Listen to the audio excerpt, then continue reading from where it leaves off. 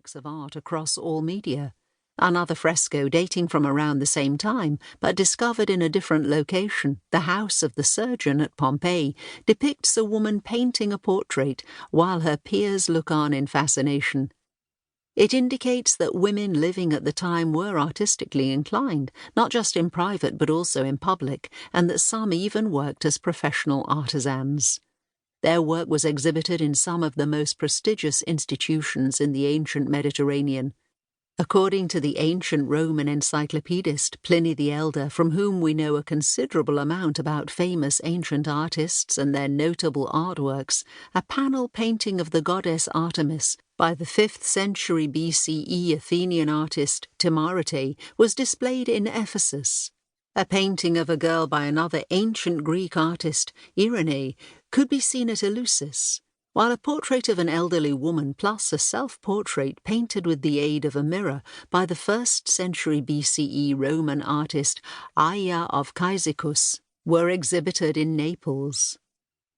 While much of the fine work created by ancient women artists has been lost to the ravages of time, some of the more utilitarian work, such as pottery, has survived, complete with these women's palm prints and fingerprints set into the clay.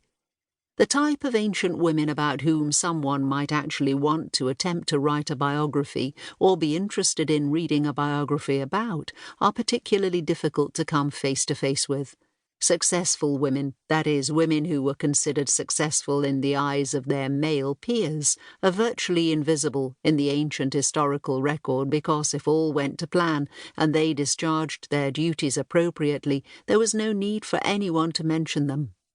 Cleopatra Selene, who as an Egyptian princess, a Roman prisoner, and finally an African queen, lived her entire life in the public eye, is one such figure who is both visible and invisible. I knew then that when I embarked upon this adventure of writing the first biography of her, it was going to be a challenge.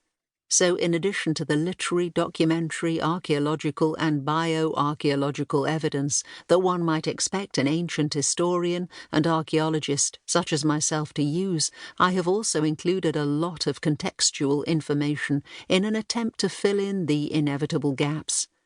This comparable material, sourced from the lives of other significant Hellenistic, Roman and Egyptian women, is reliable, and it enables a qualified reconstruction of Cleopatra Selene's life as something more than just a glorified timeline.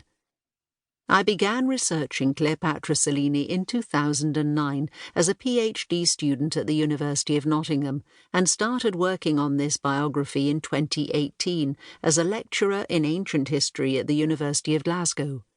I had no idea then that current events would catch up with me to the extent that they have. It is only in the last couple of years that a sustained campaign of intimidation orchestrated and executed by members of the British media has driven the first biracial member of the royal family to leave not only the institution, but also the United Kingdom, and that the Black Lives Matter movement has gained sufficient momentum as to cause the world to begin to reflect in earnest on its history and the actual rather than perceived place of Africa and people of African descent within that history. And so, events transpired that made me even more certain that this biography was a project worth undertaking, and that Cleopatra Selene is an historical figure who should be much better known, particularly by young women of colour who look for someone they can personally identify and engage with in the historical record. She will undoubtedly never reach the heights of fame and infamy and sheer name recognition of her mother Cleopatra VII, but perhaps that is a good thing, as she can instead be judged on her own merits as an individual rather than as an idea or an archetype.